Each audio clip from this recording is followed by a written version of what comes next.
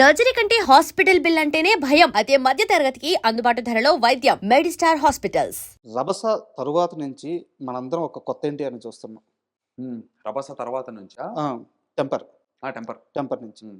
'రభస' టైంలో డైరెక్టర్‌కి ఏదో ఒక ఇష్యూ రావడం. అంటే చివరికి ఎన్టీఆర్ గారు ఎలాంటి స్టేజ్‌కి వెళ్ళిపోయారంటే, ఆ డైరెక్టర్‌ని వచ్చి సినిమా కంప్లీట్ చేయి అని చెప్పి ఆయన్ని అడగాల్సిన పరిస్థితికి వెళ్ళిపోయిందని చెప్పి తెలిసింది.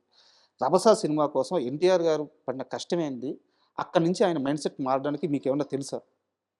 చాలా ఇబ్బందులు పడ్డారు. హీరో గారే ఇబ్బందులు పడ్డారని తెలిసింది. నాకు అప్పుడు మనకి అంత క్లోజ్‌గా ప్రాక్సిమిటీలో తిరిగే అంత సీన్ లేదు సార్. ఇప్పుడు లేదు. హ్మ్. కానీ అప్పుడు అస్సలే లేదు. ఎప్పుడైనా కొంచెం కనీసం దగ్గరికెళ్తే కూర్చోబెడతారు. అప్పుడు మనం దగ్గరికి అంటే తారకన్న వాళ్ళతో కాదు. నేననేది ప్రొడక్షన్ వాళ్ళతో. హ్మ్. వాళ్ళతో హ్మ్. దగ్గర తారకన్న వాళ్ళు కూర్చోబెట్టి నాతో క్యారమ్స్ అవి ఇవి ఆడిచ్చేవాళ్ళు. హ్మ్. అది ఓకే. హ్మ్. ఆ షార్ట్ గ్యాప్స్‌లో సరదాగా క్యారమ్ బోర్డ్ అవి ఆడేవాళ్ళం. జయప్రకాష్ రెడ్డి గారు మేమందరం. బట్ ఈ గొడవలు బయట వరకు నాకైతే తెలిసి అది రూమరే సార్. మరి ఎలాంటి ఇబ్బందులు పడ్డారో నాకు జెన్యూన్‌గా తెలీదు. ఓకే. అది నాకు తెలిసి ప్రొడ్యూసర్‌కి, డైరెక్టర్‌కి మధ్య ఏమన్నా ఉన్నటువంటి ఏమన్నా ప్రాబ్లమ్ అనుకుంటున్నాను. దానివల్ల హీరో గారు బతిమలాడాల్సొచ్చిందంట ఇద్దరిని. పాపం మరి హీరోకి ఉంటుంది సార్ కష్టం. హ్మ్. కొట్లాట ఎవరికైనా face of the film hero అయిపోతాడు మన దగ్గర. అవును. మరి ఆయన ఇమేజ్, ఆయన మీద ఎన్నో కోట్లు వేరే సినిమాలు కూడా డిపెండ్ అయ్యి ఉంటాయి. ఫ్యాన్స్ నమ్ముకుని ఉంటారు. ఎంతో పెద్ద ఫ్యూచర్ ఉంది. ఒక పెద్ద టీమ్ ఉంటుంది. ఒక ఎకోసిస్టమ్ అంతా ఒక హీరో చుట్టూ నడుస్తుంటుంది. థియేటర్ల నుంచి అన్నీ. ఇంకా ఆయన రెస్పాన్సిబిలిటీ తీసుకోవడం అది రియల్ హీరోయిజం అప్పుడు. ఇఫ్ ఏదో మనకు అవసరం ఏముంది అని ఎన్టీఆర్ గారు అనుకుంటే అది అలానే అయిపోతుంది. ప్రొడ్యూసర్ నష్టపోతాడు. అవన్నిటిని కాదు అని చెప్పి ఆయన ఇగోని తగ్గించుకుని వెళ్ళి ఎన్టీఆర్ గారు అలా సాల్వ్ చేయటం ఆయన అవసరం లేదు కదా ఒక హీరో. హ్మ్. హ్మ్. బట్ అన్నిటిని కాపాడుకోవటం కోసం చేశారంటే అది రియల్ హీరోయిజం.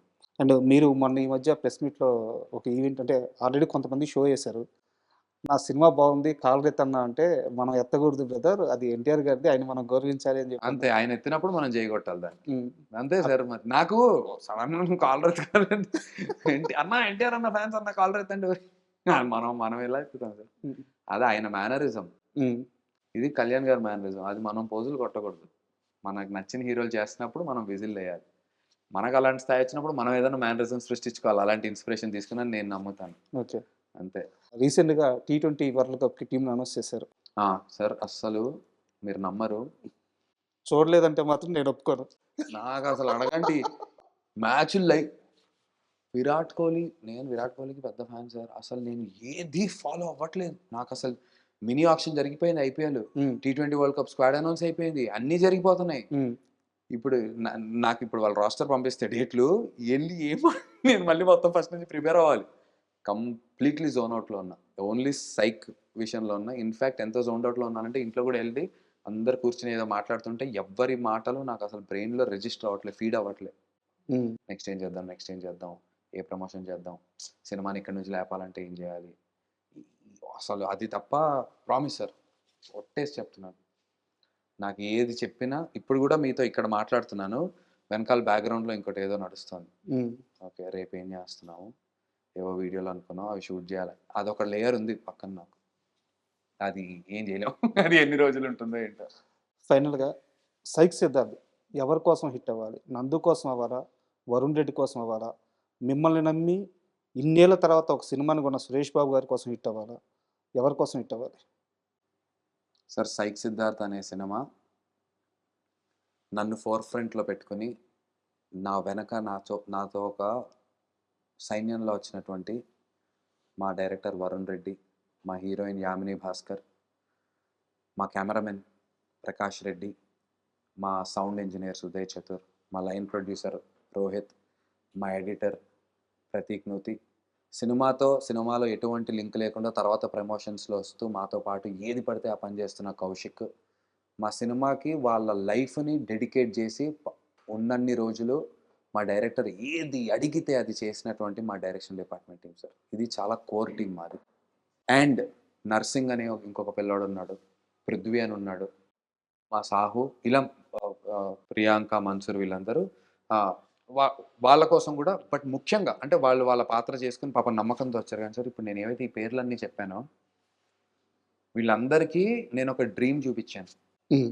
ఇప్పుడు వరుణ్ రెడ్డి అంటే నేను వరుణ్ కలిపి మేమిద్దరం వేరే వేరే వేరే entities వేరే కాదు. కాదు. నందు వరుణ్ Correct. ఒకటే.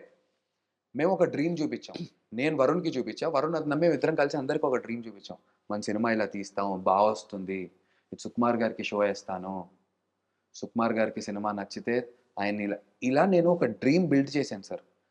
నేను నిజం చెప్తున్నా. అంటే నేను వాళ్ళని ఏదో మోసం చేయాలని కాదు. నిజంగా నేను ఒకటి ఊహించుకున్నాను, ఈ సినిమా ఇలా చేయొచ్చు. డే 1 నుంచి వరుణ్కి ఒకటే చెప్తున్నా, మామ కాపీ రెడీ అయిన తర్వాత నేను వర్క్స్ మొదలు పెడతాను. కాపీ రెడీ అయ్యేంత వరకు నేను ఈ సినిమా గురించి ఎవరి దగ్గరికి వెళ్ళటం కానీ ఏది చేయలేదు. అఫ్కోర్స్ సాయి రాజేష్ గారు వీళ్ళ దగ్గర సలహాలు తీసుకున్నారు. కానీ నలుగురికి పర్ఫెక్ట్ షో వేయటం కాపీ రెడీ అయితే తప్ప నేను వేయను. వాళ్ళు చేంజెస్ అడుగుతారా, కాపీ రెడీ అయిన తర్వాత మళ్ళీ చేద్దాం, double the work, it's okay అని ఒక రోజు నుంచి ఆ ఫస్ట్ నుంచి ఆ డ్రీమ్ని పెట్టుకుని వెళ్తున్నాం సార్. అండ్ ప్రతి అడుగులో ఆ డ్రీమ్ పూర్తి చేసుకుంటూ వచ్చాం. నిజంగా నాతో పాటు వీళ్ళందరికీ అంత ఇంపార్టెంట్ సార్. నాకున్నంత జర్నీ వీళ్ళకి లేకపోయి ఉండొచ్చు, కానీ నాకున్నంతటువంటి ప్యాషన్ ఆర్ నాకన్నా ఎక్కువ ప్యాషన్ దీన్ని నమ్ముకొని వాళ్ళు ఎన్ని సాక్రిఫైసెస్ చేశారో ఈ లాస్ట్ 2.5 yearsలో నాకు తెలుసు. అండ్ చాలా కంఫర్టబుల్ సిచ్యువేషన్స్లో చేయలేదు సార్. మాకున్నటువంటి బడ్జెట్ కన్స్ట్రెయిన్స్లో ఇంత క్వాలిటీ ఆఫ్ వర్క్ ముందుకు తీసుకురావటం, it is only possible because of this team. And as they say, you are as good as your team is. I'm good today, నాకు రెస్పెక్ట్ వస్తుందంటే నా వల్ల కాదు రెస్పెక్ట్, నా టీం చేసిన నా వర్క్ వల్ల. సూపర్. సో వాళ్ళందరి కోసం ఈ సినిమా హిట్ అవ్వాలి సార్. వెరీ హార్ట్ఫుల్గా చెప్తున్నాను. అండ్ నేను ఇంటర్వ్యూ క్లోజ్ చేద్దాం అనుకున్నా, మీరు సుకుమార్ గారి ప్రస్తావన తీసుకొచ్చారు. సుకుమార్ గారికి షో వేశారా? ఇంకా వేయలేదు. ఆయన ఒకసారి తిట్టారు, ఇంకా మీకు బుద్ధి రాలేదు. కుమార్ గారు సార్, ఆయన రాత్రి 2ంటికి నాకు మెసేజ్ పెట్టారు సార్. నేను ఏదైతే ఒక డ్రీమ్ అనుకున్నానో వెళ్ళి చూపించాలి, సరే అన్నారు. నాకు సినిమా చూడాలని ఉందిరా, ఫస్ట్ షో అని చెప్పి పెట్టారు. అడిగారా? ఆయన అడిగారా? సార్ వేస్తాం, 27, 28లో చేద్దాం. దీనికి ముందు నందు అసలు నీకు, అంటే సారీ టు ఈ వర్డ్ వాటర్, నీకు అసలు బుద్ధి ఉందా? నువ్వు ఎందుకు వచ్చి కలవట్లేదు, ఎందుకు మాట్లాడట్లేదు? నాకు నన్ను తిట్టారు ఆయన. నేను ఆయన నాకు టీచర్ లాగా, ఆయన తిడితే నేను పడతాను.